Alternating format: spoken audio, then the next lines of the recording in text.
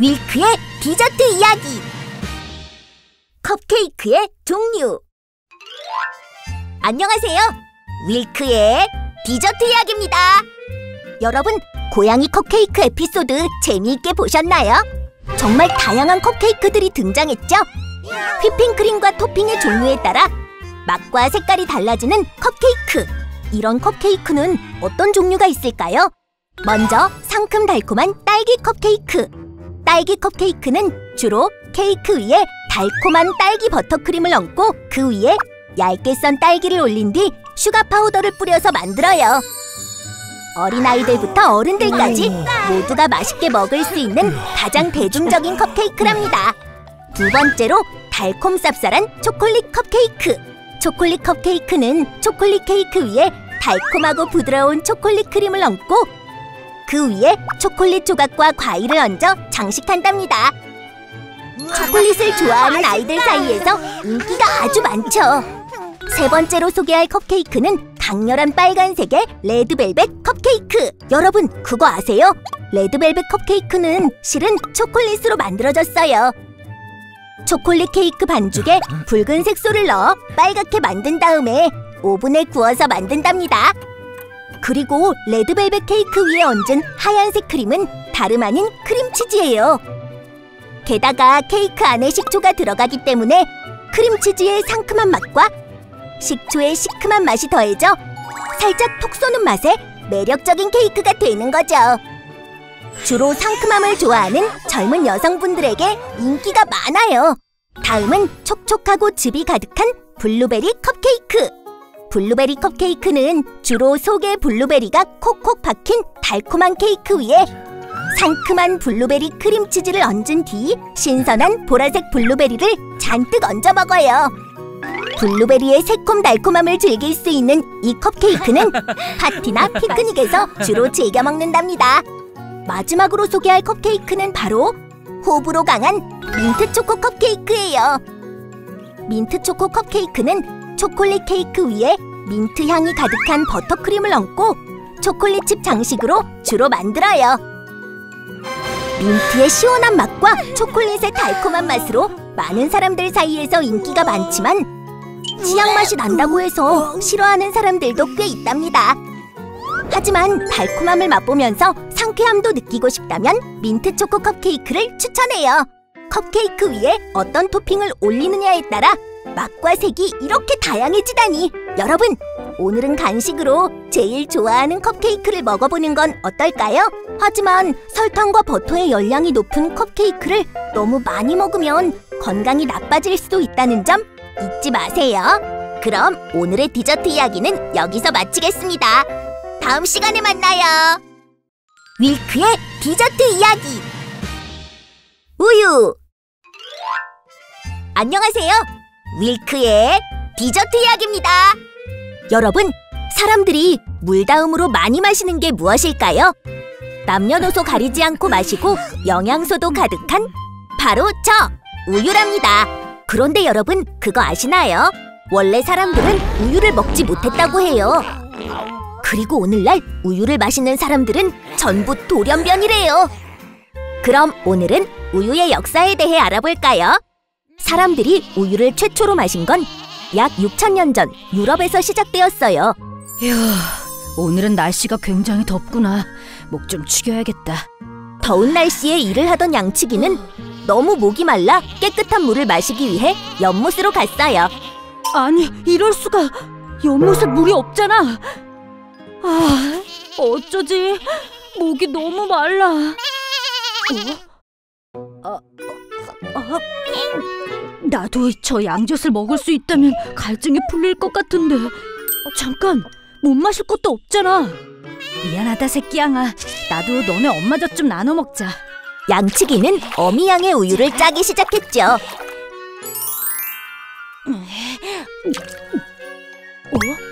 맛이 좋은데? 갈증도 풀리고. 이야, 생각보다 맛이 정말 괜찮은걸. 양의 젖을 실컷 먹은 양치기는 갈증을 해소할 수 있었어요. 그런데 그때 갑자기 배가 왜 이렇게 아프지?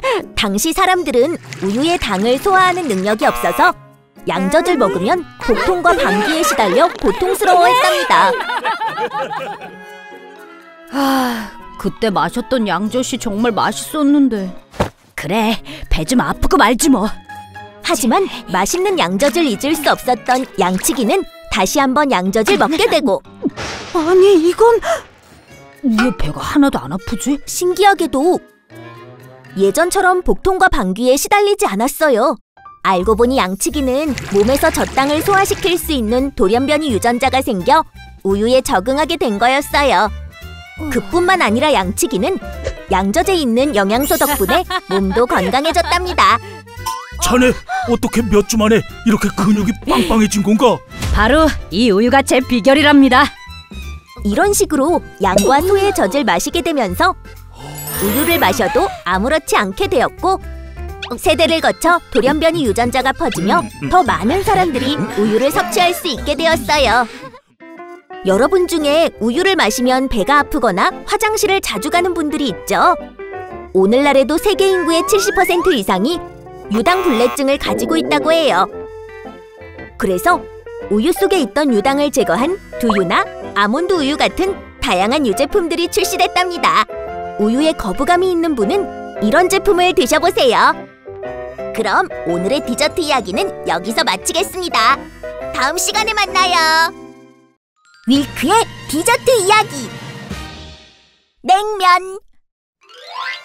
안녕하세요. 윌크의 디저트 이야기입니다. 여러분, 오늘은 가깝지만 갈 수 없는 곳 북한에 대해 알아보려고 해요. 북한을 대표하는 음식에는 무엇이 있을까요? 만두, 두부밥, 아바이 순대, 여러 가지가 있겠지만 뭐니 해도 냉면이죠. 오늘은 냉면 이야기를 들려드릴게요. 고려시대 평양에 달새라는 사람이 주막집을 운영하고 있었어요. 이 주막집의 인기 메뉴는 메밀로 만든 칼국수였답니다. 주인 양반, 여기 메밀 칼국수 한 그릇 주시오. 네. 여기도. 오늘 준비한 면이 다 동이 났잖아. 저 손님, 죄송하지만 메밀면이 다 떨어져서 내일 다시 와주시면. 아니, 아직 점심도 채 지나지 않았는데 벌써 다 떨어졌다고? 면을 더 많이 준비하면 되잖소. 그래요? 그건 메밀은 찰기가 없어서 반죽하기 힘든 데다 일일이 면을 칼로 썰어야 해서 만드는 데 시간이 너무 오래 걸린단 말이오. 그렇다면 도구를 사용해 면을 뽑으면 어떻겠소? 네? 도구를 사용해 면을 뽑아요? 그렇소. 면을 일일이 반죽하고 칼로 썰 필요 없는 도구를 만들어 주겠어. 며칠만 기다려 주시오. 며칠 후. 이보시오.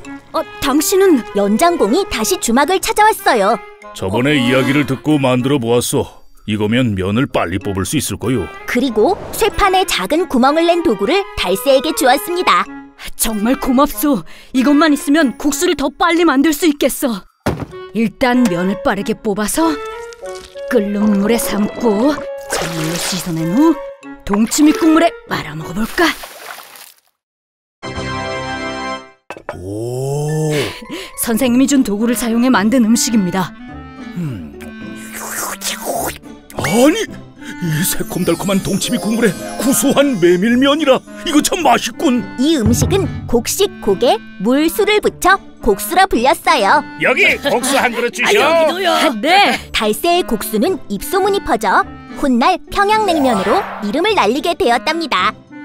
이렇게 서민들이 즐겨 먹던 냉면을 누구보다 좋아하던 사람이 있었으니 바로 조선의 왕 고종이에요. 구한말, 일제의 침략으로 쇠퇴하는 조선을 보며 고종은 불면증과 식욕부진에 시달렸습니다. 500년을 건재했던 왕조가 몰락하고 있으니 이거 어찌한단 말인가? 전하, 수라상이 마음에 들지 않으십니까? 어째 한술도 들지 아니하십니까? 나라가 무너져 가는데 밥이 넘어가겠소? 하지만 먹지도 자지도 못하는 고종을 신하들은 무척이나 걱정했습니다. 전하께서 도통 식욕이 없으시니 이를 어찌하면 좋겠느냐? 마마, 전하를 위한 특별한 음식을 개발하는 것이 어떻겠습니까? 그거 참 좋은 생각이구나. 어떤 음식이 좋을꼬? 제 고향 평양에선 메밀면으로 만든 냉면을 모두 좋아했습니다. 그렇다면 전하를 위한 궁중식 냉면을 만들어 보자꾸나. 자, 메밀면을 넣고 배는 수저로 얇게 떠서 얹고 편육과 잣을 가득 넣은 뒤 동치미 국물을 부으면 이거면 전하께서도 입맛을 되찾으실 수 있을 게야. 수락관에서 특별히 개발한 냉면이 옵니다. 어서 드셔보시지요. 내 들지 않겠다고 하지 않았느냐? 하지만 전하, 요새 통 드시지도 못하지 않습니까? 임금께서 평안하셔야 나라도 평안한 법입니다. 아니, 이건 아주 맛있구나. 내 평생 먹은 것 중 이만한 별미가 없었다. 그날 이후 고종은 입맛을 되찾아 냉면을 누구보다 즐겨 먹었습니다. 이후 냉면은 일제강점기를 거치며 전문 식당이 생길 정도로 즐겨 먹다가 6.25 전쟁이 발발하면서 북쪽에서 남쪽으로 피난을 온 실향민을 통해 남한에서 더 대중적인 음식으로 자리 잡게 되었답니다. 오늘날 우리가 즐겨 먹는 냉면이 사실 북한 지역에서 유래되었다는 이야기를 들으니 새삼 남북한이 한민족이라는 게 실감나네요. 남북이 서로 자유롭게 오가며 각양각색의 냉면을 맛볼 날을 기다리며 오늘의 디저트 이야기는 여기서 마치겠습니다. 다음 시간에 만나요. 윌크의 디저트 이야기. 안녕하세요.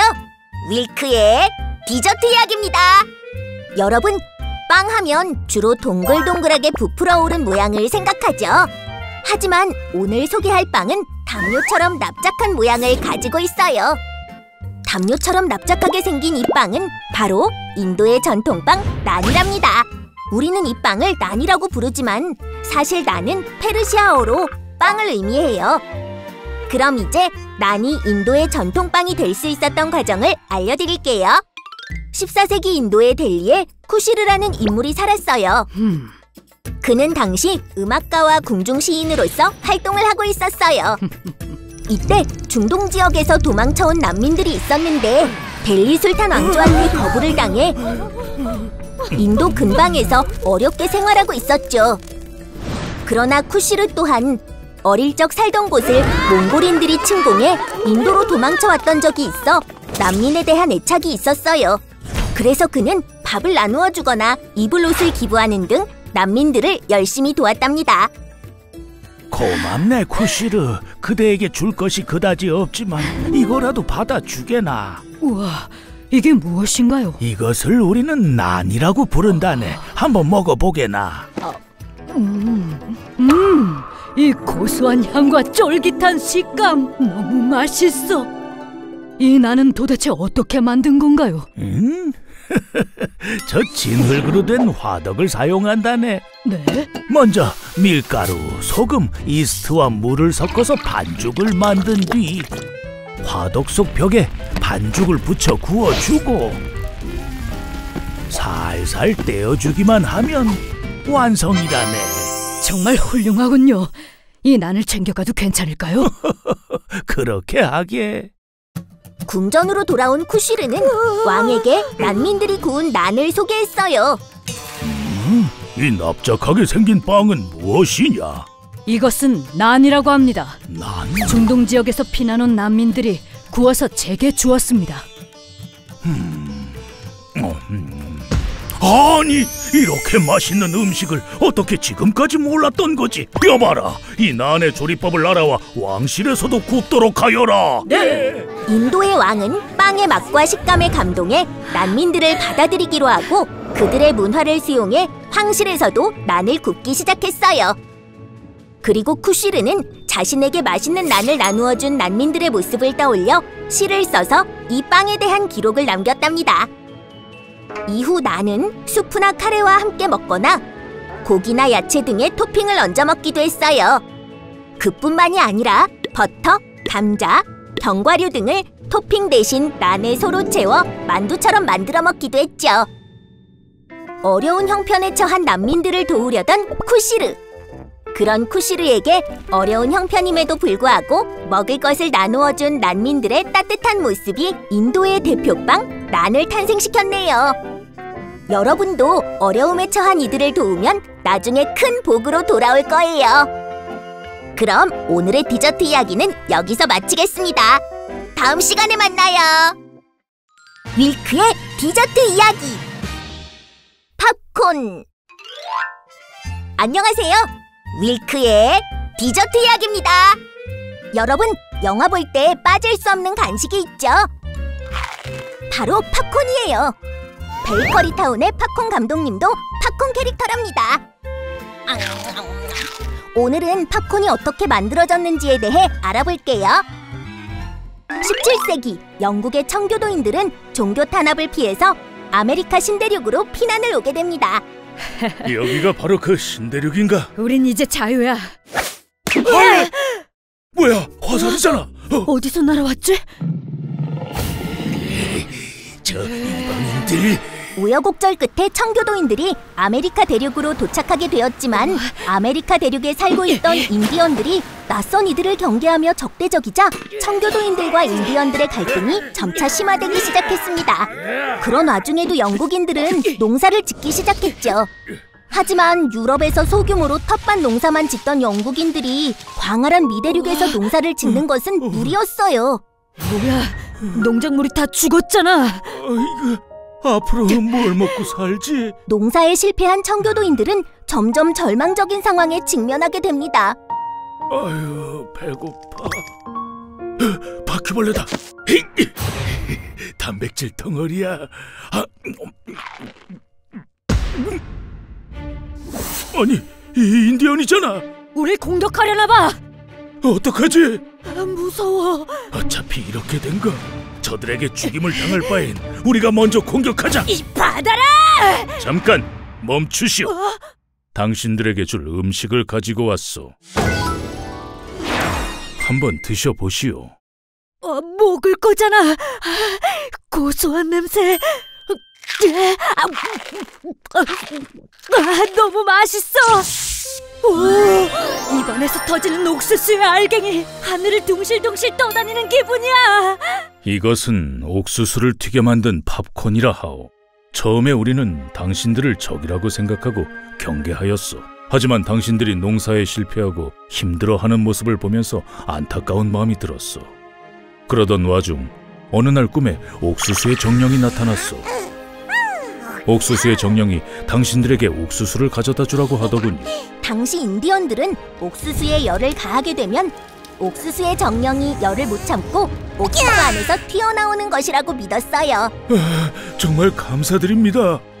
이 팝콘이 저희에게 큰 힘이 되었소. 하지만 이 팝콘을 다 먹고 나면 어떡하죠? 걱정 마시오. 우리가 옥수수 농사법을 알려드리도록 하지요. 그렇게 영국인들은 인디언들에게 옥수수 재배법과 팝콘 만드는 법을 배우게 되었고 미국에서 정착 생활을 성공할 수 있었어요. 팝콘은 가벼운 간식거리인 줄로만 알았는데 그 안에는 평화의 의미가 있었네요. 바삭바삭하고 고소해 입을 즐겁게 해주는 팝콘. 영화 볼 때 먹기에 이만한 간식거리가 또 있을까요? 요즘엔 카라멜 맛, 초코 맛, 갈릭 맛, 치즈 맛 등 다양한 맛의 팝콘을 만나볼 수 있죠. 이번 주말에는 온 가족이 팝콘을 먹으면서 영화를 보는 건 어떨까요? 그럼 오늘의 디저트 이야기는 여기서 마치겠습니다. 다음 시간에 만나요. 윌크의 디저트 이야기. 젤리. 안녕하세요. 윌크의 디저트 이야기입니다. 여러분, 말랑말랑하고 새콤달콤한 디저트 하면 뭐가 떠오르나요? 맞아요, 바로 젤리죠. 그런데 그거 아세요? 옛날 사람들은 젤리를 디저트로 먹지 않고 식사용으로 먹었답니다. 게다가 지금의 젤리와 달리 그때의 젤리는 맛이 없었어요. 그럼 젤리가 어떻게 새콤달콤한 디저트로 발전했는지 알아볼까요? 젤리의 원재료인 젤라틴이 최초로 발견된 건 1600년대 프랑스예요. 프랑스 과학자 데니스 파핀이 고기뼈로 육수를 끓이다가 육수가 식으면서 말랑말랑한 고체로 변한 걸 목격했답니다. 파핀은 이 성분을 젤라틴이라고 불렀어요. 이후 1800년대 미국에서 피터 쿠퍼라는 발명가가 수많은 실험 끝에 젤라틴을 가루로 만드는 데에 성공했답니다. 이 젤라틴 가루를 물에 타서 스푼으로 섞어준 뒤 식히고 꺼내면 말랑말랑한 젤리가 완성되죠. 정말 가루가 젤리로 변했잖아. 진짜 신기하다. 쿠퍼가 발명한 젤라틴 가루는 많은 사람들의 관심을 받았어요. 하지만 이렇게 맹물로 만든 젤리는 맛이 없어 잘 팔리지 않았답니다. 고생 끝에 젤라틴 가루를 발명했는데 이렇게 안 팔릴 수가. 어떻게 하면 젤라틴 가루를 많이 팔 수 있을까? 아빠, 배고파요. 이게 뭐예요? 아, 이건 젤리라는 건데 말랑말랑한 음식이야. 한번 먹어볼래?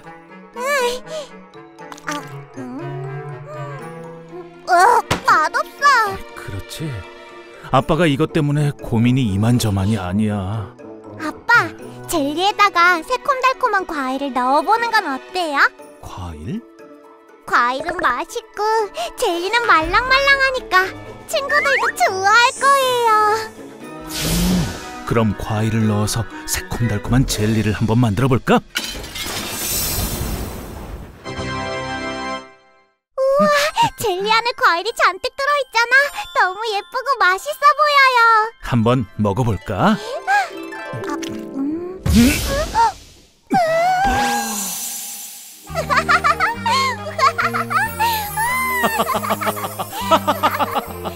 과일과 젤리가 이렇게 잘 어울린다니. 젤리에 새콤달콤한 과일이 들어가니까 더 맛있어졌어요. 맞아. 그래, 과일이 들어간 젤리로 다시 한번 장사를 시작해보자! 그렇게 쿠퍼는 과일을 넣어 만든 젤리를 팔기 시작했어요. 싱싱한 과일이 들어간 젤리 사세요! 과일이 들어간 젤리라니 맛있겠는데? 정말 새콤달콤하니 맛있어요. 그렇죠? 이후 쿠퍼의 젤라틴 가루는 점점 더 많은 인기를 얻었고, 사람들은 자기가 좋아하는 과일이나 시럽을 넣어 젤리를 만들어 먹었답니다. 그리고 젤리는 점점 더 다양한 맛과 형태로 나오면서 세계적으로 유명한 디저트가 되었어요. 실패에도 좌절하지 않고 여러 시도 끝에 맛있는 젤리를 만드는 데 성공한 쿠퍼. 너무 멋있지 않나요? 여러분도 쿠퍼 씨처럼 목적을 이루기 위해 끝까지 포기하지 말고 도전해보세요.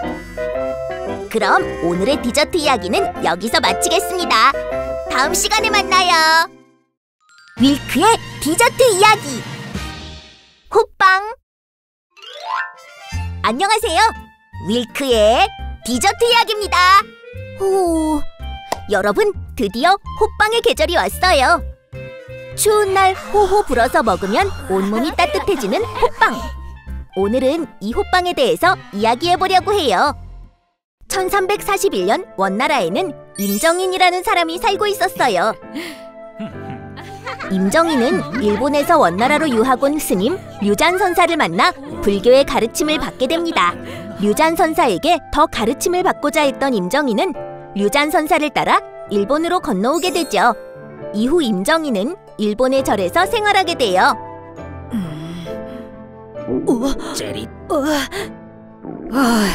절에서 사는 것도 좋지만 돈을 벌어야 생계를 이어갈 수 있을 텐데. 아, 그래! 고향에서 즐겨 먹던 만두를 일본에서 팔아보는 거야. 만두 사세요! 고기소를 듬뿍 넣은 중국식 만두입니다! 이상하다. 아니, 왜 만두가 하나도 안 팔리지? 하지만 임정인이 만든 만두는 일본인들의 외면을 받았어요.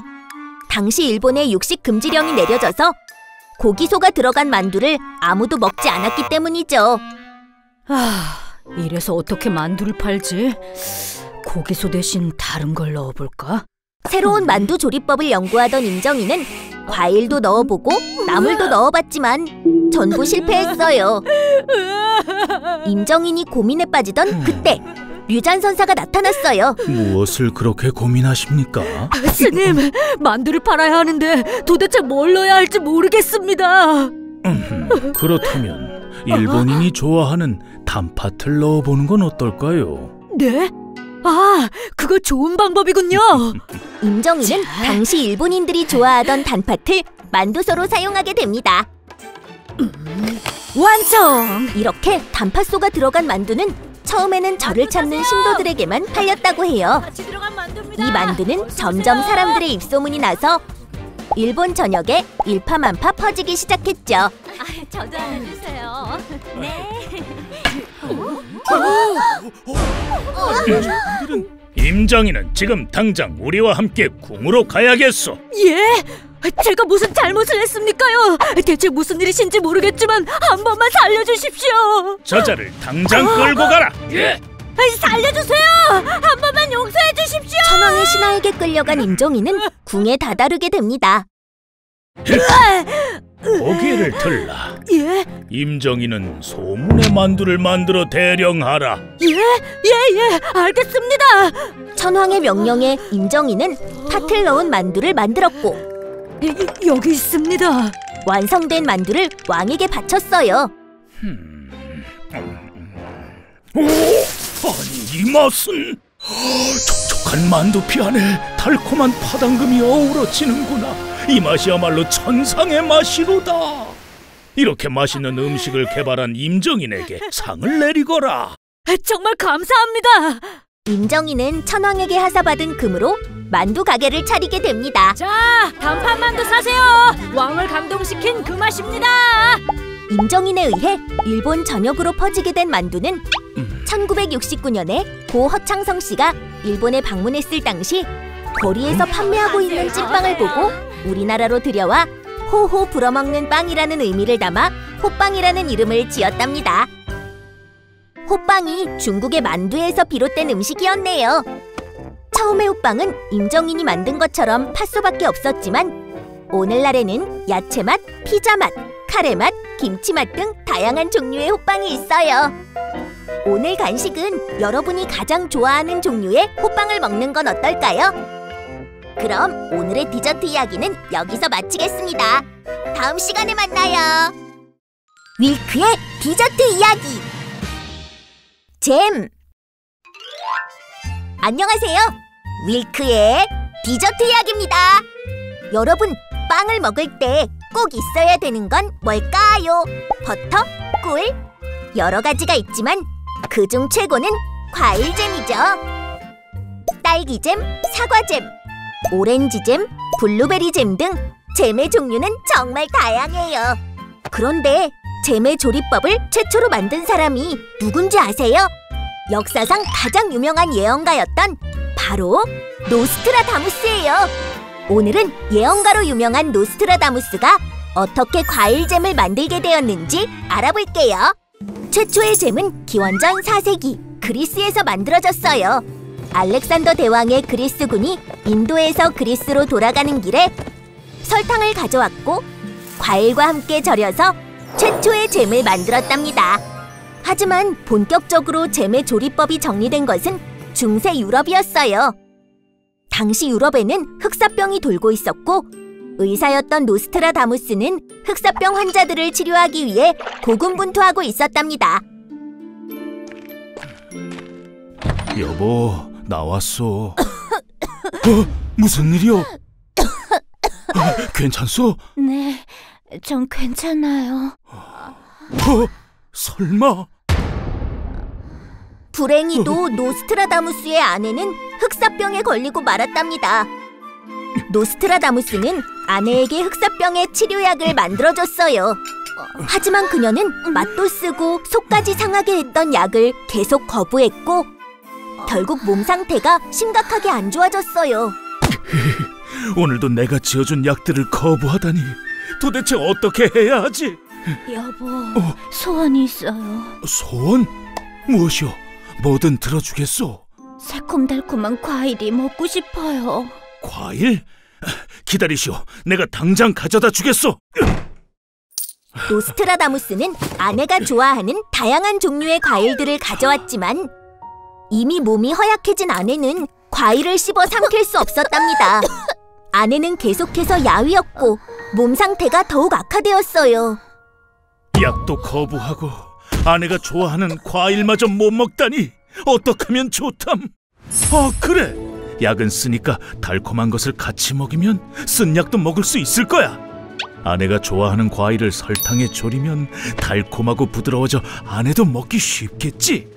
먼저 과일을 으깨고 설탕에 졸인 뒤 병 속에 저장해 두면 드디어 완성이야.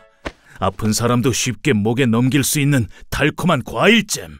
여보, 이것 좀 드셔보시오. 이 맛은 마치 싱그러운 딸기밭에서 뛰어놀고 있는 기분이야. 새콤달콤한 게 너무 맛있어요. 그럼 혹시 이 약이랑 과일잼을 같이 먹어보지 않겠소? 그럴까요? 노스트라다무스는 아내에게 쓴 약과 달콤한 과일잼을 같이 먹였어요.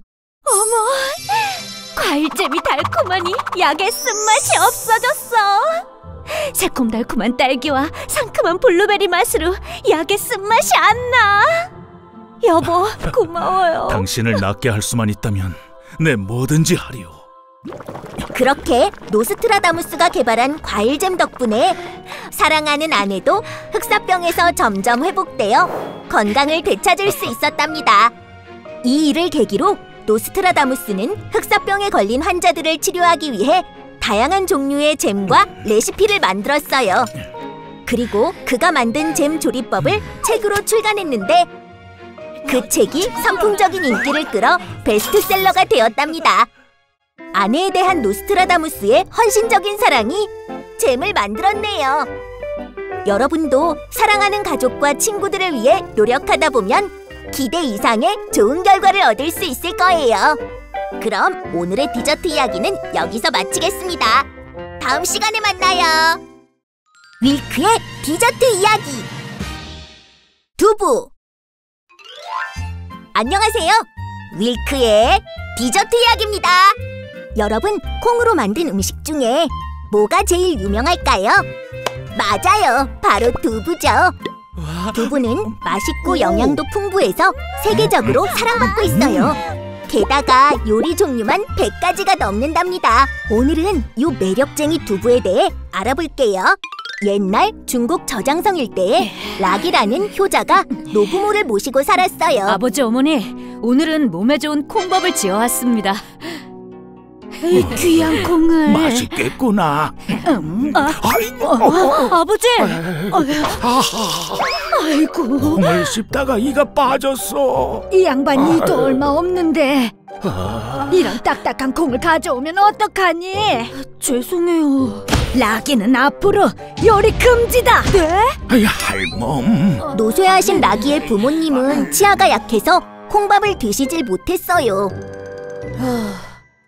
부모님이 콩을 씹질 못하시니 콩으로 부드러운 요리를 만들 순 없을까? 저건... 그래, 이거야! 맷돌로 콩을 갈면 씹지 않고도 먹을 수 있잖아. 콩을 맷돌에 갈아 도자기에 곱게 짜낸 뒤 솥에 푹 끓이면 아니, 이것은 맛있는 냄새가 나는데 소금으로 간을 맞추고 한번 먹어볼까? 이 맛은... 우와! 너무 비려서 맛이 없잖아. 시장에서 부드러운 음식을 사와야겠다. 하지만 라기는 시장에서도 마땅한 음식을 찾을 수 없었어요. 부모님이 드실 음식이 없다니 난 천하의 불효자야. 맛있어. 내가 만든 콩국을 드시고 있잖아. 아버지, 어머니, 그 비린 걸 왜 드시고 계세요? 콩국이 굳었잖아. 아가, 우리를 위해서 이걸 만든 게야. 고소하고 부드러운 게 먹기도 편하구나. 예? 부드럽고 고소하다고요? 너도 한번 먹어보렴. 이게 어디가 맛있다는 거지? 이럴 수가! 딱딱한 콩이 이렇게나 부드러워지다니! 너무 맛있어! 라그이가 무심코 뿌린 소금이 외출한 동안 콩국을 말랑하게 만든 것이었죠. 라기는 자신이 만든 음식을 콩으로 만든 부드러운 음식이라 하여 두부로 이름지어 시장에 가져다 팔았답니다. 그 이후 두부는 전골로 만들어 먹거나 불에 구워 먹는 등 다양한 요리 방법으로 많은 사람들의 사랑을 받는 음식이 되었어요. 그리고 라기는 두부를 먹고 건강해진 부모님을 모시며 행복하게 살았답니다. 부모님에 대한 효심에서 탄생한 두부. 오늘 저녁은 부모님과 맛있는 두부 전골 어떠신가요? 그럼 오늘의 디저트 이야기는 여기서 마치겠습니다. 다음 시간에 만나요. 밀크의 디저트 이야기. Do you? How do you do? 밀크의 잉글리시 쇼. 아이쿠, 디저트 이야기입니다. 여러분, 사람들은 원래 우유를 마시지 못했다는 사실 아시나요? 우유를 소화할 수 있는 유전자가 없었기 때문인데요. 여전히 우유를 마시면 배가 아픈 친구들이 있죠? 오늘은 그런 친구들을 위해 콩으로 만든 우유, 두유에 대해 알려드릴게요. 두유를 어디에서 누가 최초로 만들었는지 정확한 기록은 없지만 한국에서 두유를 만든 사람은 정재원 회장님이랍니다. 1930년대에는 소화불량으로 병원을 찾는 아이들이 많았어요. 선생님, 저희 애 좀 살려주세요. 어머니, 침착하세요. 무슨 일이시죠? 저희 아이가 며칠째 설사랑 구토를 해요. 복부가 부풀었군요. 이건 소화불량 증상인데 뭘 먹이셨나요? 그냥 우유만 먹였어요. 우유요? 정재원 회장님은 소화불량의 원인을 찾기 위해 매우 노력했지만 원인을 찾지 못했고 결국 치료받지 못한 아이는 세상을 떠났습니다. 아이들이 죽어가는데 아무것도 못하다니. 지금껏 뭘 공부한 거지? 한국에선 도저히 원인을 알 수 없으니 외국으로 나가자. 결국 정재원 회장님은 소화불량의 원인을 찾기 위해 43세의 나이에 미국으로 유학을 떠났습니다. 아휴, 힘들군. 오늘은 이쯤 하고 집에 갈까? 이건 처음 보는 논문인데. 유당불내증? 우유를 소화시키지 못하는 병이 있다고? 이거였어! 아이들이 우유를 먹지 못해 구토와 설사를 했던 거야. 그렇다면 도대체 아이들에게 뭘 먹여야 하지? 우유를 대신하려면 필수 영양소가 풍부하면서도 유당은 없어야 하는데. 여보, 이러다 당신 몸도 망가져요. 이거라도 마시면서 하세요. 이게 뭐예요? 콩국이에요. 제가 힘들 때마다 어머니께서 자주 콩국을 끓여주시던 게 생각나서요. 그래, 바로 이거야! 여보, 정말 고맙소! 정재원 회장님은 매일 맷돌에 콩을 갈아 가마솥에 끓여 콩국을 만든 뒤 흰쥐에게 먹여 유당불내증이 생기는지 실험했어요. 그리고 1967년 정재원 회장님은 마침내 두유를 만들었답니다. 이제 이 두유만 있으면 아이들을 살릴 수 있어! 옳지, 잘 마신다. 옳지. 어머 선생님, 저희 아이 설사가 멈췄어요. 복부가 부푸는 증상도 없어졌군요. 이제 퇴원해도 되겠습니다. 그렇게 전국의 유당불내증 환자들이 줄을 지어 병원을 찾았고 소량으로 직접 두유를 만들던 정재원 회장님은 더 많은 아이들에게 두유를 먹이기 위해 우리나라 최초의 두유 공장을 만들었답니다. 두유가 만들어진 이야기 재밌었나요? 정재원 회장님의 간절한 마음이 수많은 생명을 살린 두유라는 결실을 만들었어요. 역시 간절한 마음으로 열심히 노력하면 엄청난 일도 해낼 수 있군요. 그럼 오늘의 디저트 이야기는 여기서 마치겠습니다. 다음 시간에 만나요.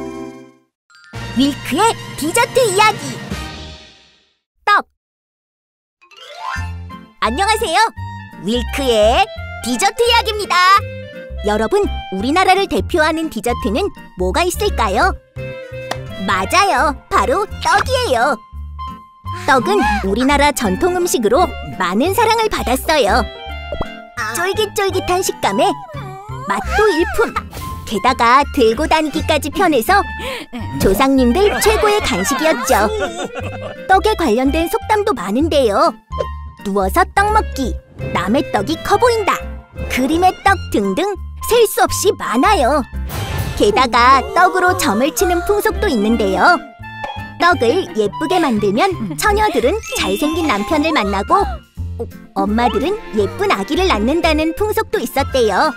그럼 우리나라 사람들은 언제부터 떡을 먹기 시작했을까요? 바로 삼국시대예요. 삼국시대 신라에서 일어난 떡에 대한 재미난 이야기를 들려드릴게요.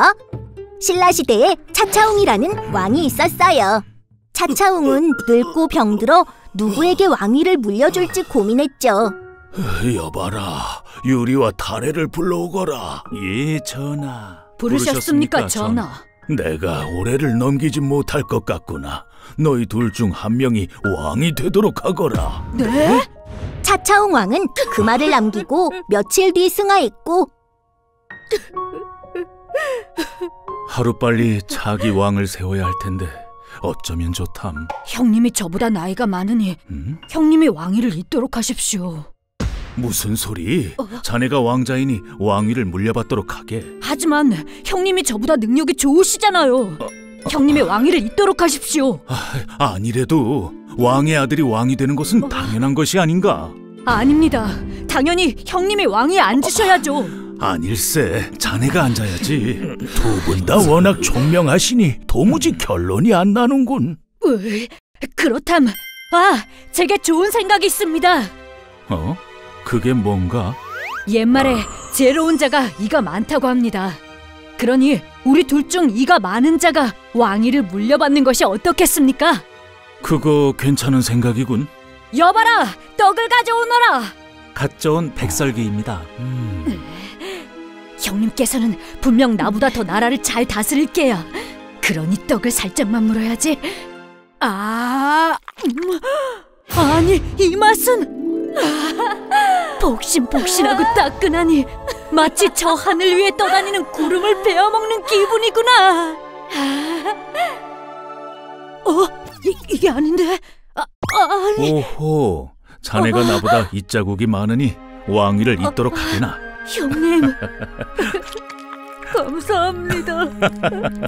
신라의 새로운 유리왕이시다. 유리왕 만세! 유리왕 만세! 그렇게 유리는 신라 제3대 왕 유리 이사금이 되었고, 겸손한 마음씨와 온화한 성격을 가진 유리는 타레의 도움을 받아 나라를 잘 다스렸다고 합니다.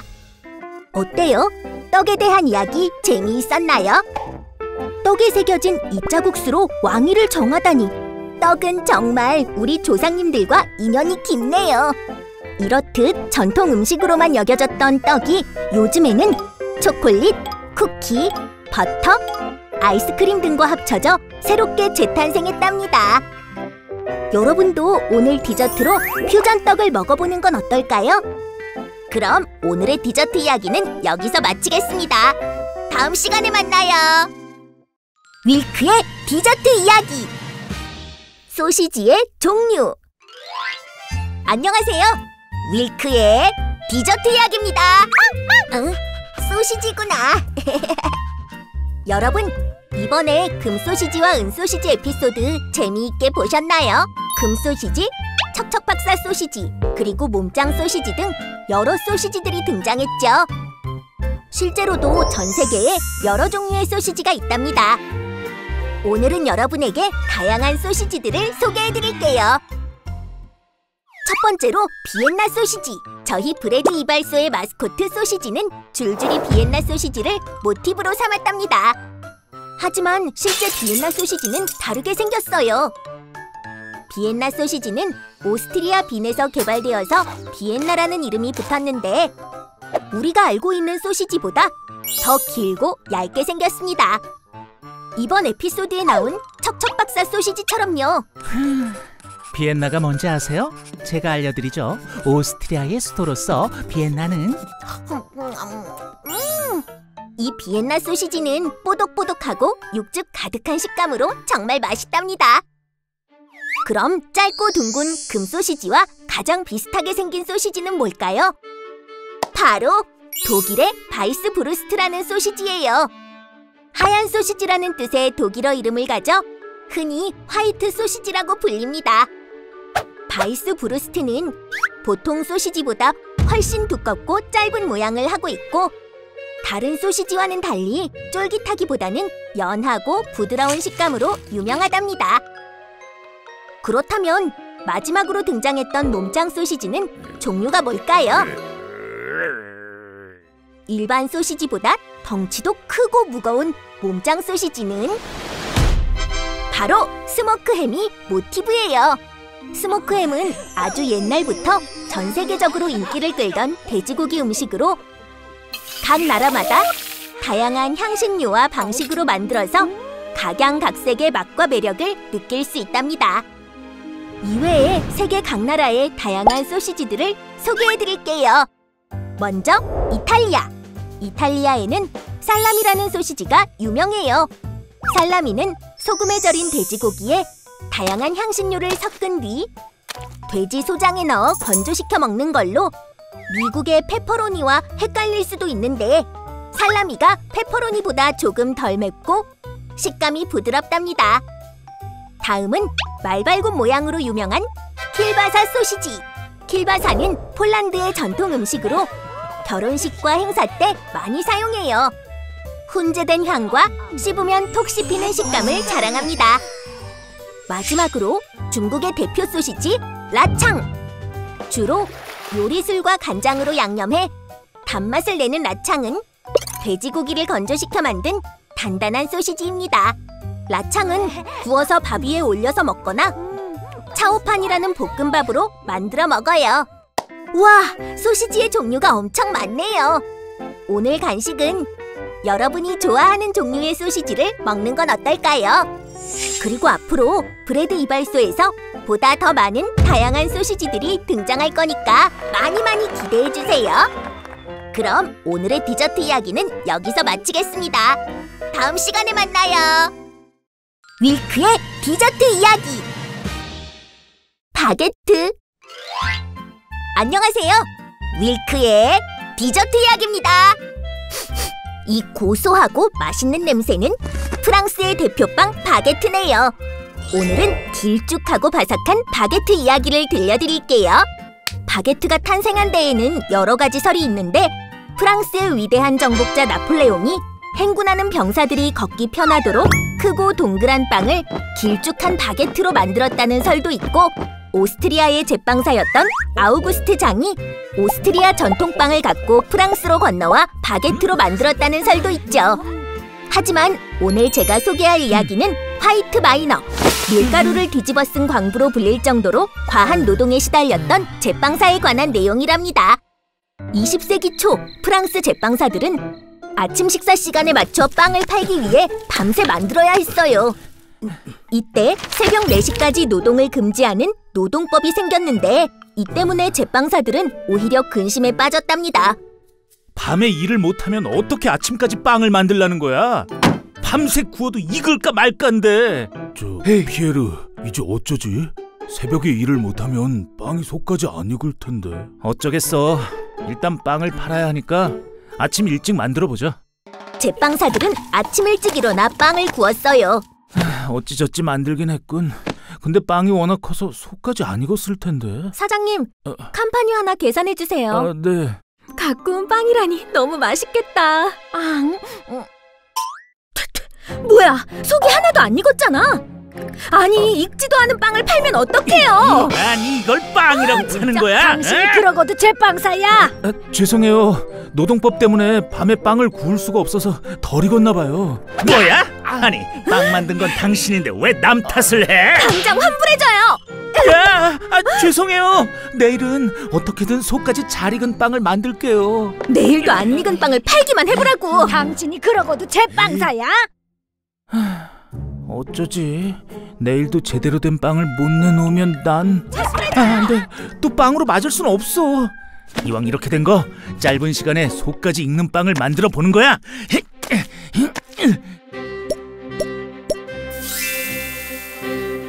어디 한번 먹어볼까? 우와, 밀가루가 그대로잖아. 이대로라면 손님들 항의에 시달릴 텐데. 이대로는 안 되겠어. 속까지 골고루 익을 수 있게 아예 길쭉하게 만들어보자. 이번엔 빵을 제대로 구웠겠지? 알겠지 뭐. 뭐야, 졸고 있잖아. 오늘은 먹을 만한 빵을 만들었겠죠? 이게 잘 익었을지는 모르겠는데 최선은 다했어요. 뭐야, 길쭉한 빵이잖아. 이 맛은... 겉은 바삭, 속은 쫄깃한 게 너무 맛있잖아. 네가 그러고도 제빵사군. 이 빵 이름이 뭐죠? 네? 아직 빵의 이름은 못 정했는데. 이거 꼭 지팡이같이 생겼구먼. 지팡이같이 생긴 빵이란 뜻의 바게트 어때요? 우와, 바게트 좋은 이름인데요. 그렇게 피에르는 길쭉하고 바삭한 바게트를 만들어 손님들에게 팔았고, 바게트는 이후 프랑스 사람들에게 큰 인기를 얻어 프랑스의 대표빵이 되었답니다. 호랑이 굴에 들어가도 정신만 차리면 산다 라는 속담처럼 어려운 상황에서도 포기하지 않고 노력하니 위기를 극복할 수 있었네요. 여러분도 피에르처럼 어려움이 있더라도 계속 도전한다면 문제를 해결할 수 있을 거예요. 오늘은 겉은 바삭 속은 쫄깃한 바게트를 저녁으로 먹는 건 어떠세요? 그럼 오늘의 디저트 이야기는 여기서 마치겠습니다. 다음 시간에 만나요. 윌크의 디저트 이야기. 솜사탕. 안녕하세요. 윌크의 디저트 이야기입니다. 여러분, 놀이동산에 가면 꼭 먹는 디저트가 있죠? 그건 바로 입에 넣자마자 사르르 녹는 솜사탕이죠. 솜사탕은 르네상스 시대에 처음 만들어졌어요. 그런데 그때의 솜사탕은 지금처럼 구름 모양이 아니라 새의 둥지 모양이었대요. 그럼 그때의 솜사탕이 어떻게 지금의 솜사탕이 되었는지 알아볼까요? 르네상스 시대의 솜사탕은 요리사가 직접 녹인 설탕을 포크를 이용해 얇은 가닥으로 만든 뒤 나무 막대기 위에 걸쳐서 모양을 잡는 방식으로 만들었어요. 그리고 이 디저트를 스펀슈가라고 불렀죠. 고급 디저트 스펀슈가는 처음엔 비싼 가격 때문에 귀족들만 즐겼는데요. 어떻게 스펀슈가가 대중적인 간식 솜사탕이 되었을까요? 19세기 치과의사 윌리엄 모리슨에겐 다 됐습니다. 아끼는 조카가 있었어요.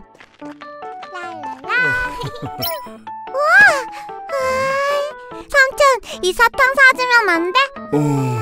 그럴까?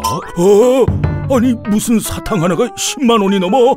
어쩌지 이게 돈이 모자란데. 미안해. 삼촌이 방법을 찾아볼게. 모리슨 의사는 스펀슈가를 만들기 시작했어요. 하지만 스펀슈가를 전문 파티셰가 아닌 모리슨 의사가 만들기에는 역부족이었죠. 모리슨, 오늘 저녁 약속 잊었어? 아니 대체 뭘 하고 있는 거야? 존, 마침 잘 왔어. 조카가 스펀슈가를 먹고 싶어 하는데 도저히 만들 수가 없어. 자네가 사탕을 많이 만들어 봤으니까 나 좀 도와주게. 모리슨 의사는 사탕 제조업자 존에게 스펀슈가를 만들어 달라고 애원했죠. 그럼 이번 기회에 실력 발휘 좀 해볼까? 그렇게 모리슨 의사와 존 와트는 스펀슈가를 만들기 시작했고, 수많은 시도 끝에 결국 완성할 수 있었죠. 존, 고마워. 이 은혜는 잊지 않을게. 맛있겠다. 달콤해. 아이고 그렇게 맛있어? 너무 맛있어. 삼촌 이거 더 줘. 이건 만드는데 오래 걸려서 하나밖에 못 만들었는데. 더 달란 말이야. 그래, 삼촌이 어떻게든 더 만들어 볼게. 대신 사탕 다 먹었으니 양치하러 갈까? 양치 싫어. 우리 요정님, 사탕 먹고 양치 안 하면 나중에 이 다 썩을 텐데. 그러면 사탕도 더 못 먹어요. 알겠어요. 응? 삼촌 이게 뭐야? 그건 치실이야. 이를 더 깨끗하게 만들어주는 가는 실이지. 잠깐만, 치실? 바로 이거야. 존, 내가 알아냈어. 뭐? 뭐를? 캔, 모터, 알콜 램프. 이걸로 뭘 하려고? 됐다! 이 회전하는 캔에 설탕을 넣어 데우고 캔에 뚫어놓은 작은 구멍들을 통해 실처럼 빠져나오게 하면 훨씬 빠른 속도로 부드러운 스펀슈가를 만들 수 있지. 자, 한번 먹어보라고. 세상에! 기존의 스펀슈가보다 훨씬 부드러워서 마치 구름 같아. 입안에서 살살 녹는다고. 모리슨, 넌 정말 대단해. 대량으로 스펀슈가를 만들 수 있는 기계라니. 어떻게 이런 생각을 한 거야? 조카 이를 닦아주려다 치실을 보고 영감을 얻었지. 이 사탕을 요정의 치실이라고 부르겠어. 우리 요정님 덕분에 만들었으니까 말이야. 그렇게 모리슨 의사와 존은 솜사탕 기계를 발명하고 솜사탕에 요정의 치실이라는 이름을 붙였답니다. 이후 두 발명가는 솜사탕 기계를 세인트루이스 박람회에서 소개했어요. 요정의 치실 사세요! 이건 뭐지? 구름 같고 부드러워 보여. 엄마, 나 주고 사주세요. 만들기 쉽고 저렴해진 달콤한 솜사탕은 엄청난 인기를 끌었답니다. 충치를 치료해주는 치과 의사가 이를 썩게 하는 솜사탕을 만들었다니 정말 재밌는 이야기였어요. 오늘은 간식으로 달콤한 솜사탕 어떠세요? 양치하는 것도 잊지 말고요. 그럼 오늘의 디저트 이야기는 여기서 마치겠습니다. 다음 시간에 만나요. 윌크의 디저트 이야기. 콜라. 안녕하세요. 윌크의 디저트 이야기입니다. 여러분, 치킨, 피자, 햄버거를 먹을 때 빼놓을 수 없는 음료수가 있죠. 맞아요. 바로 콜라예요. 오늘은 콜라의 역사에 대해 알아볼게요. 1800년대 미국 애틀란타에는 존 펜버턴이라는 약사가 있었어요. 전쟁이 끝나고 펜버턴은 집으로 돌아가는 길에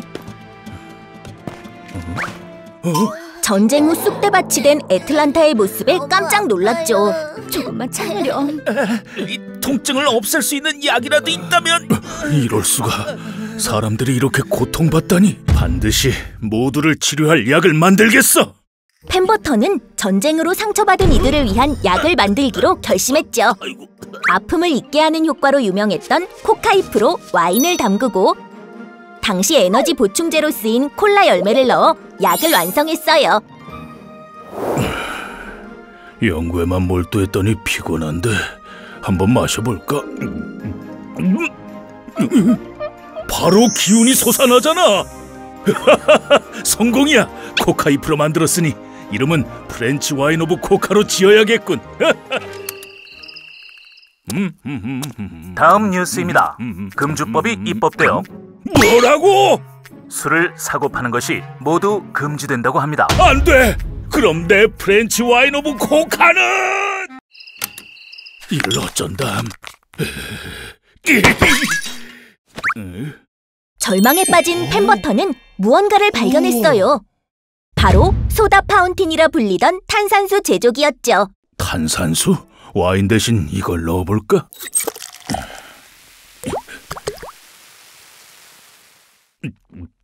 야, 톡 쏘는 청량감에 달콤하기까지 바로 이거야.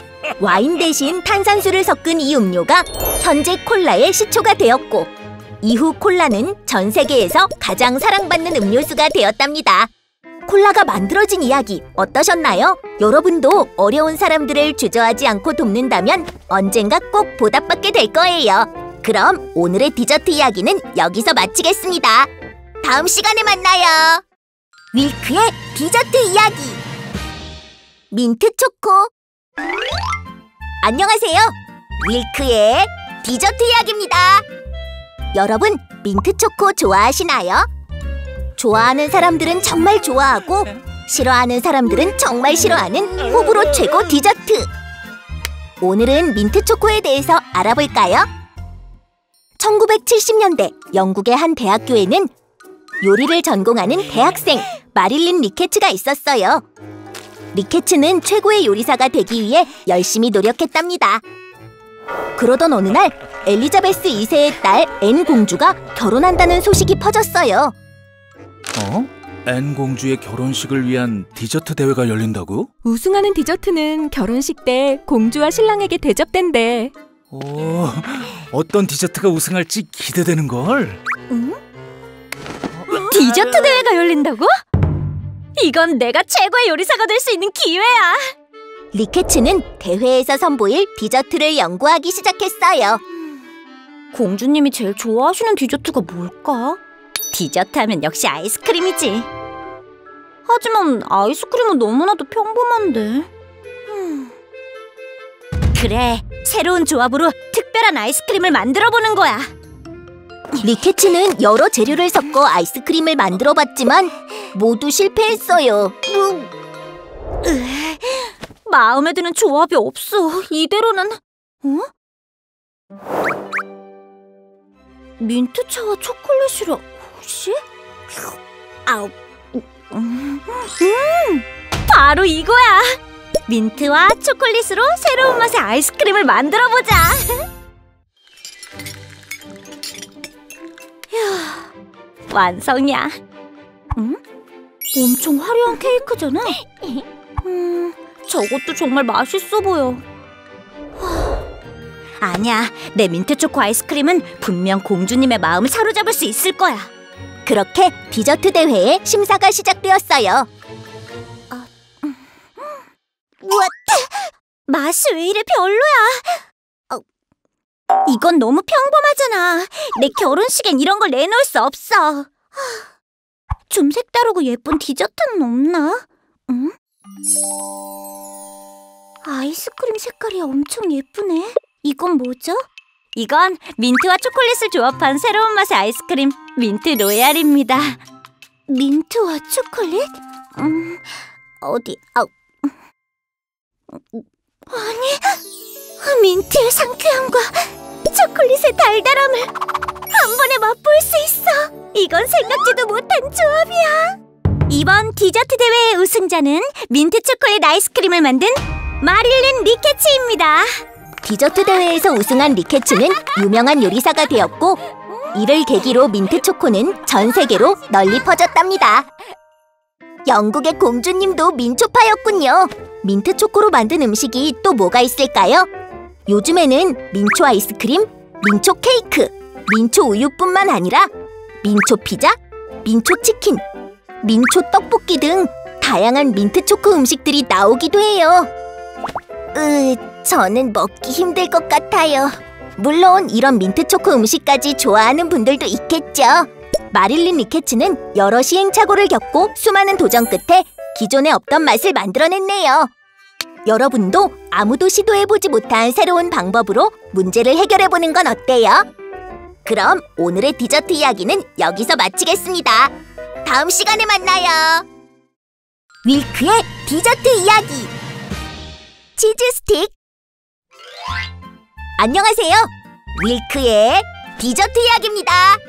여러분, 손가락만 하고 쭉 늘어나기도 하는 튀김 음식은 뭘까요? 맞아요. 바로 치즈 스틱이에요. 오늘은 치즈가 쭉 늘어나는 치즈 스틱에 대해 이야기해드릴게요. 치즈를 튀기는 역사는 1393년 중세 프랑스로 거슬러 올라가요. 당시 프랑스에는 파리의 가정주부라는 책이 출판되었는데, 중세 프랑스의 여성들이 가정을 위해 해야 할 여러 가지 일을 소개하는 책이었죠. 이 책에는 애완견을 길들이는 방법, 와인의 상태를 점검하는 방법, 음식 레시피 등 다양한 내용이 담겨 있었는데, 그 중에는 치즈 스틱 레시피도 있었답니다. 오늘 저녁으로 이걸 만들어 볼까? 모짜렐라 치즈를 손가락만하게 잘라 튀김옷을 입히고 튀겨내면 모짜렐라 스틱 완성이야. 이게 뭐요? 처음 보는 음식인데? 이건 모짜렐라 치즈를 튀긴 모짜렐라 스틱이에요. 치즈를 튀겼다고요? 우와, 빨리 먹어보자. 어디... 아니! 이렇게 바삭한 튀김 요리라니! 게다가 안에는 치즈가 잔뜩 늘어나요. 바삭하고 고소하고 재미있어. 정말 맛있군. 어느새! 엄마, 너무 맛있어요. 이거 더 주세요. 나도. 많이 드세요. 하지만 이 모짜렐라 스틱이 현재의 치즈 스틱과는 다르다고 생각하는 음식 역사가들도 있어요. 이 모짜렐라 스틱은 현재의 치즈 스틱과는 공통점이 없어. 네? 현재의 치즈 스틱은 미국에서 시작됐다고. 1960년대 미국에서 모짜렐라 치즈가 대량으로 생산되었는데, 이 대량 생산된 치즈를 새로운 튀김의 재료로 사용하게 되었고, 마침내 1970년대 미국에서 지금의 치즈 스틱이 탄생했답니다. 치즈 스틱에 이런 이야기들이 담겨 있었군요. 여러분은 어떤 이야기가 더 맞는 것 같나요? 무엇이 정확한 유래인지는 알기 힘들지만 치즈 스틱이 오랜 시간 동안 사랑받아온 음식이라는 건 확실하네요. 요즘은 손가락보다 훨씬 긴 롱치즈 스틱이나 안에 달콤한 고구마가 든 고구마 치즈 스틱 등 새로운 치즈 스틱들도 쉽게 찾아볼 수 있어요. 또 만두피나 식당을 이용해 간편하게 치즈 스틱을 만들 수 있답니다. 와, 정말 맛있겠죠? 오늘은 집에서 가족과 치즈 스틱을 만들어 보는 건 어떨까요? 직접 만들면 더 맛있을 거예요. 그럼 오늘의 디저트 이야기는 여기서 마치겠습니다. 다음 시간에 만나요. 윌크의 디저트 이야기. 케이크의 종류. 안녕하세요. 밀크의 디저트 이야기입니다. 여러분, 생일날 빼놓을 수 없는 디저트 하면 뭐가 떠오르세요? 맞아요, 바로 케이크죠. 오늘은 다양한 종류의 케이크에 대해서 알아볼까요? 먼저 폭신폭신한 스펀지 케이크. 이탈리아 제노바 지방에서 만들어진 스펀지 케이크는 많은 케이크들의 바탕이라고 할 수 있어요. 우리가 가장 흔하게 떠올리는 케이크의 시트가 바로 스펀지 케이크랍니다. 밀가루, 달걀, 설탕으로 만든 반죽을 동그란 틀에 넣고 오븐에 구우면 케이크가 부풀어 오르죠. 보세요, 폭신폭신한 게 정말 이름처럼 스펀지 같죠? 여기에 생크림을 바르고 갖가지 토핑까지 더하면 우리가 알고 있는 예쁜 케이크들이 완성되죠.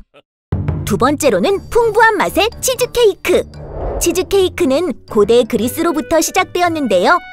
작은 타르트에 치즈를 넣어 먹던 것이 치즈케이크가 되었답니다. 크림치즈와 생크림을 바탕으로 만들어 유지방이 풍부하고 부드러운 맛이 특징이죠. 티라미수 케이크, 에멘탈 치즈케이크, 바스크 치즈케이크까지 형태와 맛도 다양하답니다. 특히 커피와 최강궁합을 자랑하는 케이크이기도 해요. 세 번째로 소개할 케이크는 부드러운 무스 케이크인데요. 무스 케이크는 촉촉하고 부드러운 느낌이 마치 거품 같아서 프랑스어로 거품을 뜻하는 무스에서 이름이 유래되었어요. 과일을 갈아 넣은 퓨레에 휘핑크림, 계란 흰자, 젤라틴을 더한 크레메를 케이크 시트에 얹어 만든답니다.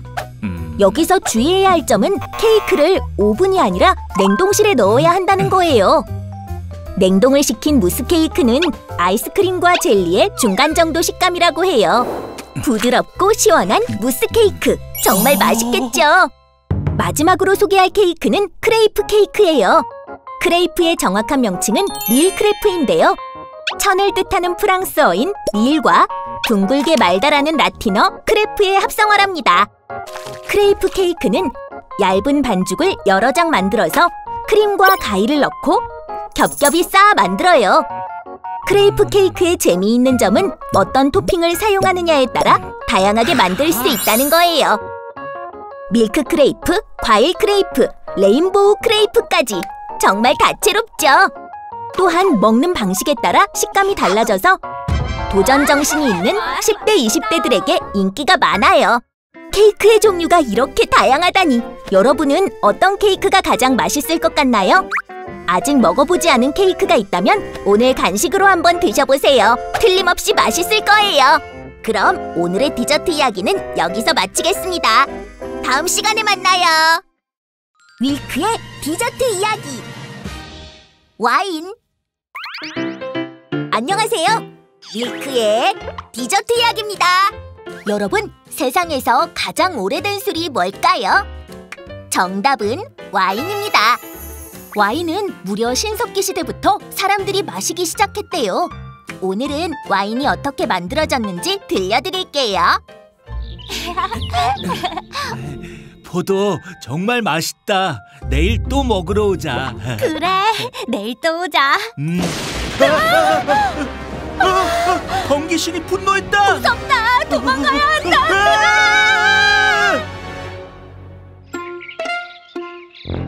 와구와구, 빨리 나와봐. 마셔. 왜 그러냐?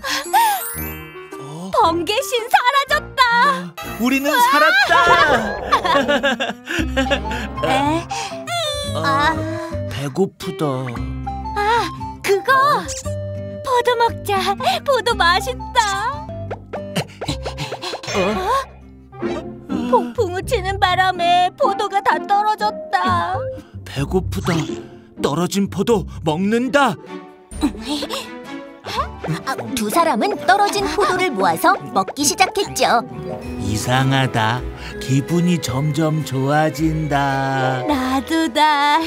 당시 두 사람이 먹은 포도는 껍질에 붙어있는 효모가 잘 익은 과일 속에 당을 먹어치운 뒤 당에 접근하는 다른 미생물과 경쟁하기 위해 알코올을 배출하는 발효가 일어나고 있었어요. 저장 구멍에 포도를 넣고 발로 밟은 뒤에 옮겨 담으면 완성이다! 그렇게 두 사람은 최초의 와인을 마시게 되었어요. 여러분도 아무도 모르는 발명을 해내는 건 어떨까요? 수천 년 전의 제조법이 지금까지도 사용된 것처럼 놀라운 발견으로 이어질 수 있으니까요. 그럼 오늘의 디저트 이야기는 여기서 마치겠습니다. 다음 시간에 만나요. 밀크의 디저트 이야기. 홍차. 안녕하세요. 밀크의 디저트 이야기입니다. 여러분, 브레드 사장님이 가장 좋아하는 차는 뭘까요? 맞아요, 홍차예요. 특히 홍차에 저 우유를 듬뿍 넣은 로열 밀크티를 가장 좋아하시죠? 그렇다면 홍차는 어디서 유래됐을까요? 많은 사람들이 홍차가 영국 차인 줄 알지만 홍차는 사실 중국에서 시작됐어요. 오늘은 중국에서 시작된 홍차가 어떻게 영국을 대표하는 차가 됐는지 들려드릴게요. 16세기, 영국과 중국 사이에는 차 무역이 성행했답니다.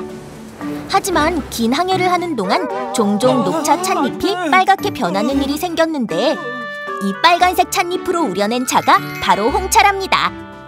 당시 영국의 남성들은 주로 카페에서 커피를 마셨는데 여성들은 카페 출입이 금지돼서 커피를 마시기 힘들었답니다. 뭐야? 왜 우리는 카페에 못 들어가게 하는 거야? 우리도 카페에 들어갈 권리가 있다고. 세상은 너무 불공평해. 맞아. 여자란 이유로 투표도 못하고 대학도 못 가고 카페에서 커피까지 못 마시게 하잖아. 얘들아! 어머, 샬롯, 손에 들고 있는 게 뭐야? 이건 홍차라고 중국에서 수입한 붉은색 차야.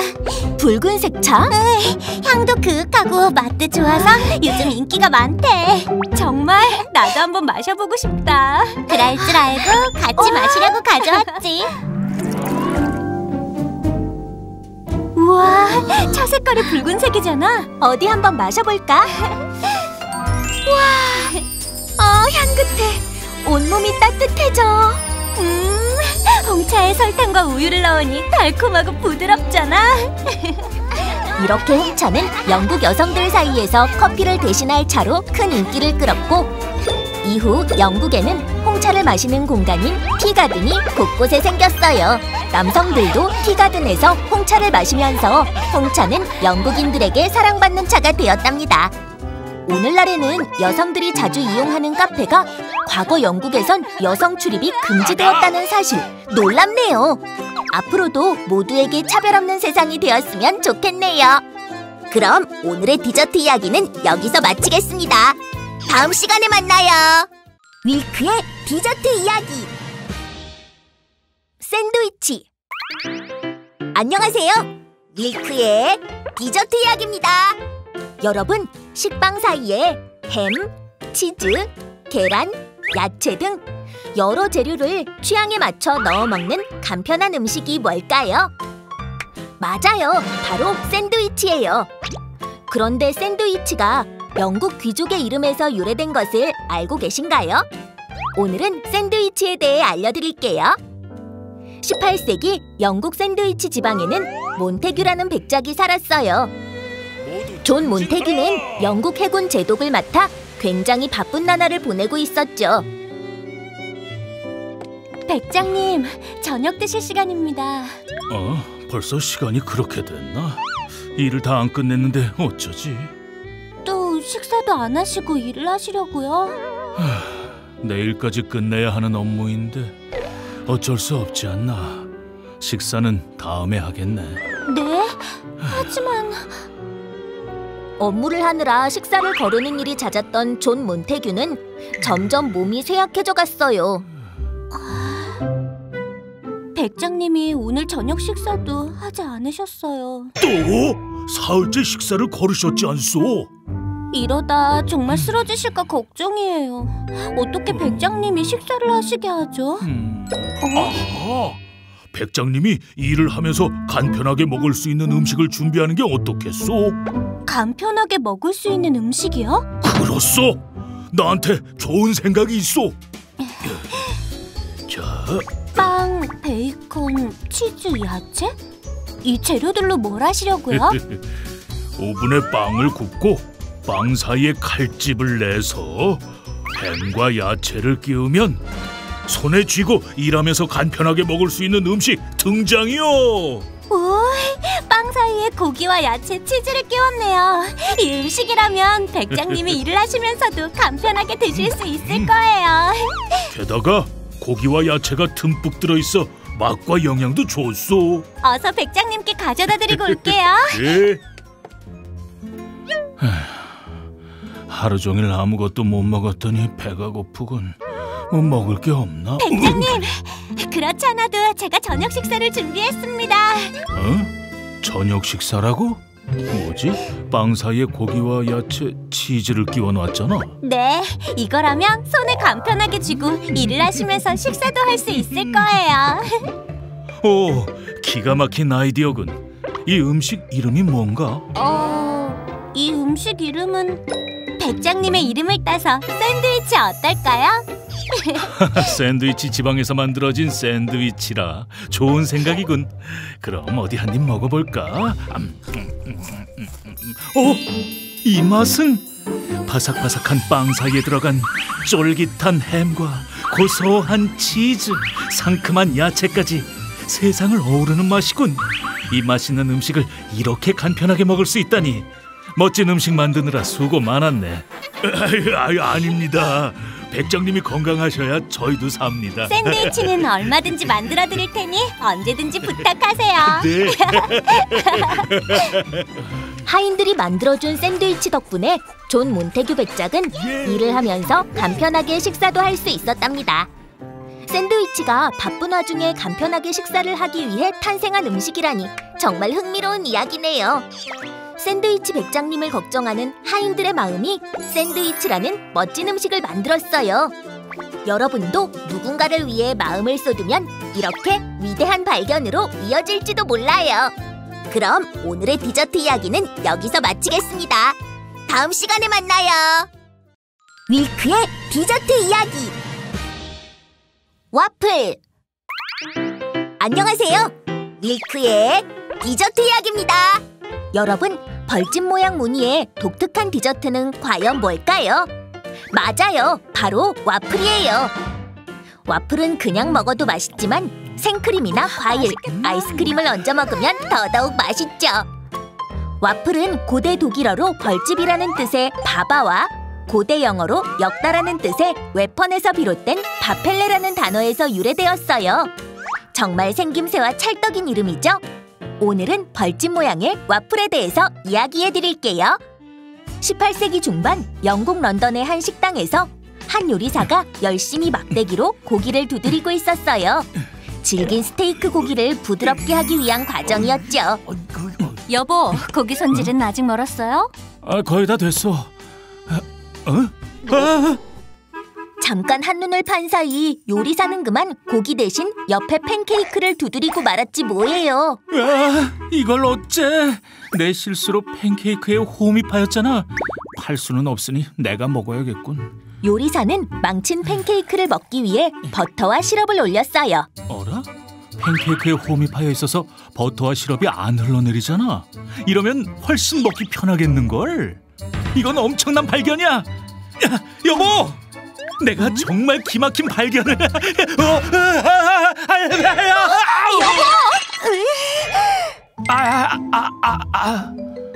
큰 부상을 입은 요리사는 한동안 요리를 할 수 없었고 식당 장사는 어려워지고 말았어요.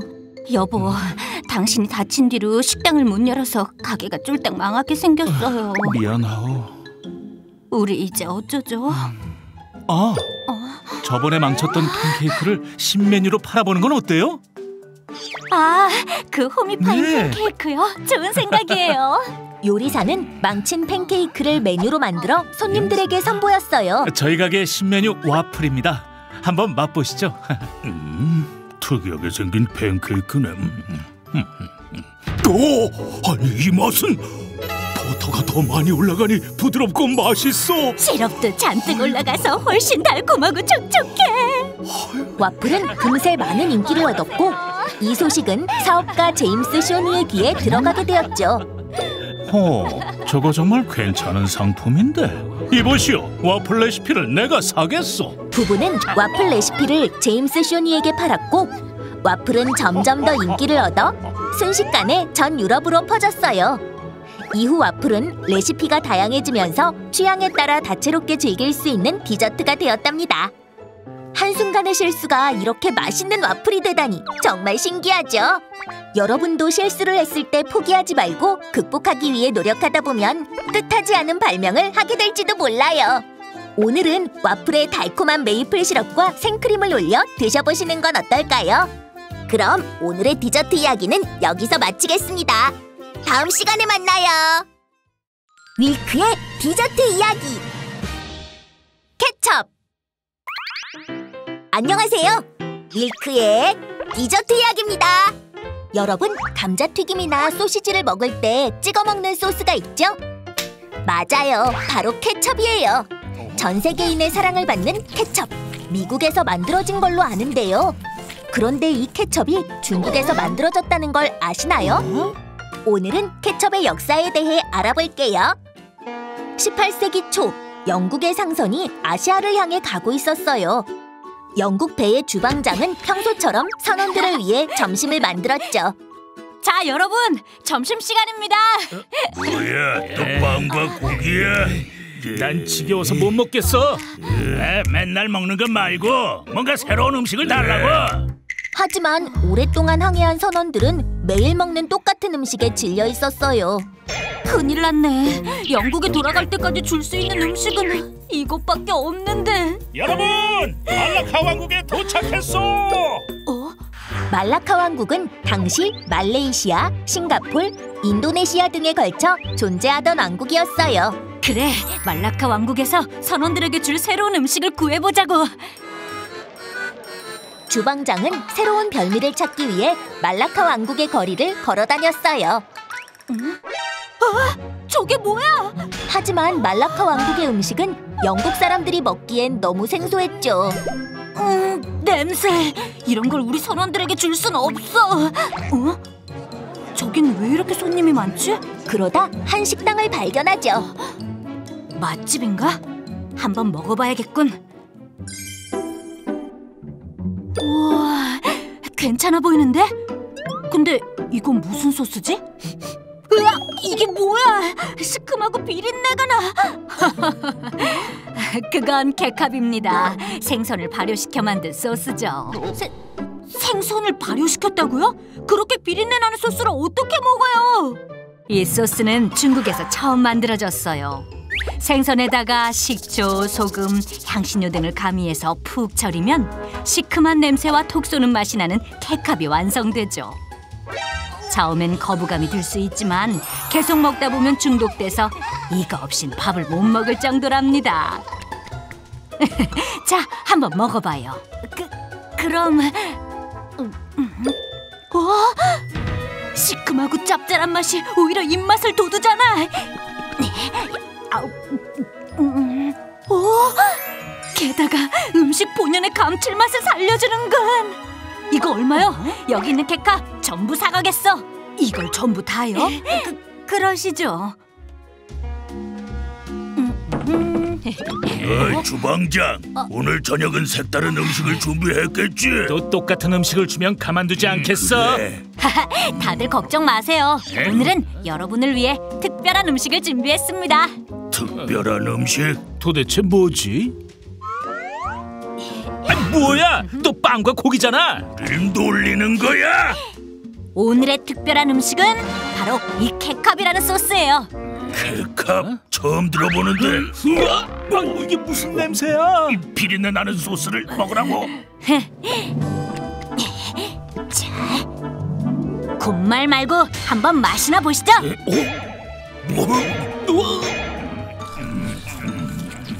뭐지 이 맛은? 시큼한 맛이 고기의 느끼함을 잡아주는군. 짭짤한 게 중독성이 있어. 여기 케캅 더 주소. 나도 더 줘요. 천천히들 드세요. 선원들도 주방장과 마찬가지로 처음 맛본 케캅의 맛에 푹 빠졌죠. 이후 케캅은 미국으로 넘어가고 토마토가 첨가되면서 오늘날의 토마토 케첩이 탄생했어요. 동양에서 처음 시작되어 서양에서 완성된 케첩. 동서양의 문화가 어우러져 전 세계에서 사랑받는 소스가 되었나 봐요. 여러분도 생소한 음식이라고 해서 무조건 거부하기보다는 눈 딱 감고 한번 도전해보는 건 어떨까요? 새로운 맛을 발견할 수도 있으니까요. 그럼 오늘의 디저트 이야기는 여기서 마치겠습니다. 다음 시간에 만나요. 윌크의 디저트 이야기. 마요네즈. 안녕하세요. 윌크의 디저트 이야기입니다. 여러분, 제가 문제 하나 낼게요. 하얗고 부드럽고 새콤달콤하고 고소하기까지 한 소스는 어떤 소스일까요? 맞아요. 바로 마요네즈예요. 그런 마요네즈가 사실은 치열한 전쟁에서 만들어졌다는 사실 알고 있었나요? 오늘은 마요네즈에 대해서 알아볼게요. 때는 1756년 영국과 프랑스가 싸우던 시대였어요. 리슐리 공작이 이끄는 프랑스군은 영국군으로부터 스페인 메노르카 섬의 마옹 함구를 함락했죠. 오늘 밤은 승리의 파티를 열 테니 진수성찬을 준비하거라. 네. 하지만 전쟁이 끝난 직후여서 성 안에 음식 재료가 많이 없었어요. 소스를 만들 재료가 없잖아. 어떡하지? 그래, 마을에 가서 재료를 구해와야겠다. 그렇게 요리사는 마을로 가 간신히 재료를 몇 개 얻어왔어요. 달걀, 식초, 올리브 오일, 소금밖에 없잖아. 이런 재료로 어떻게 맛있는 소스를 만들라는 거야? 어이, 요리사. 조금 있다가 파티가 시작되는데 요리는 준비되고 있는 거지? 물론이죠. 전부 섞어 만들어보자. 오늘 무슨 음식이 나올까? 글쎄, 리슐리 추기경이 맛있는 음식을 준비하라고 하셨으니까 기대해도 되겠지. 뭐야? 퍽퍽한 고기 덩어리밖에 없잖아.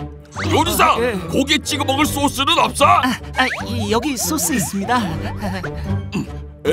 이런 걸 고기에 찍어 먹으라고? 이야, 이거 진짜 맛있는데? 뭐야? 나도 한번 먹어볼래. 나도. 어디 보자. 이 소스가 그렇게 맛있다고? 추기경님. 얼마나 맛있길래 다들 난리인 거지?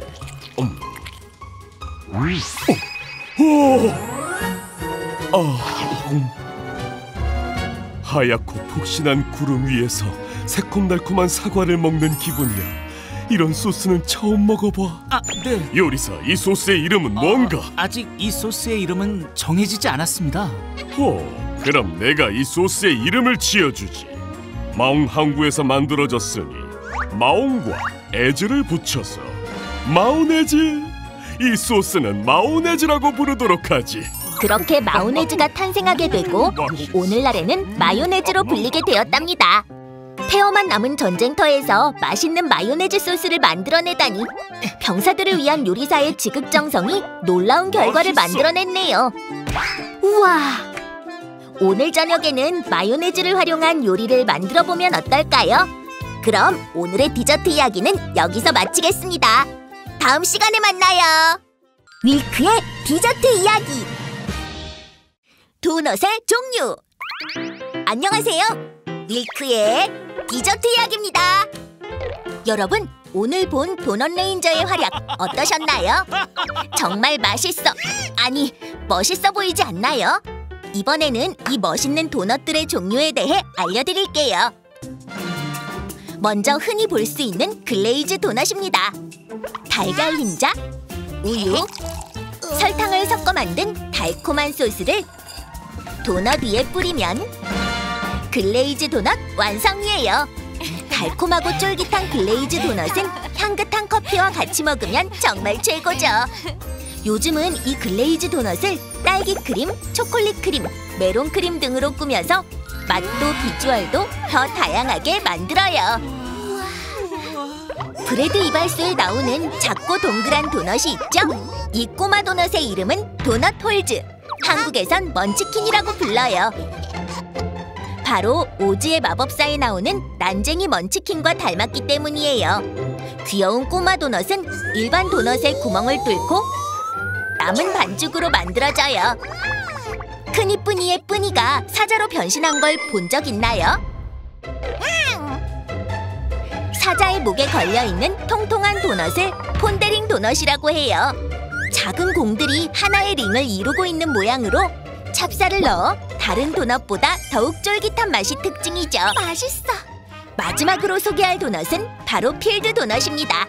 필드 도넛은 가득 채웠다는 뜻의 영어 필드에서 온 말로 도넛 속에 크림이나 과일잼을 가득 채운 뒤 슈가 파우더를 뿌리면 완성! 그리고 속을 커스타드 크림으로 채운 뒤 초콜릿을 뿌리면 우리에게도 유명한 보스턴 도넛이 만들어져요.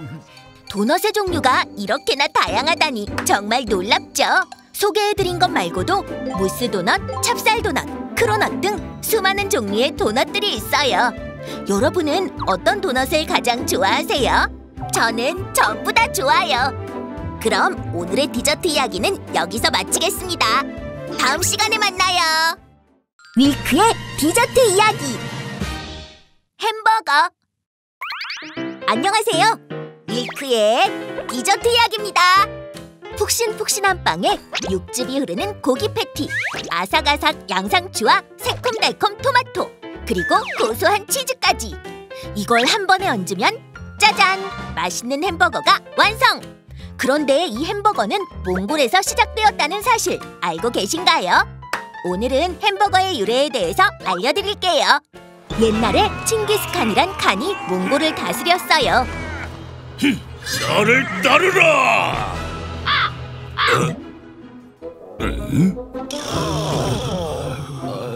배고파서 힘이 하나도 없네.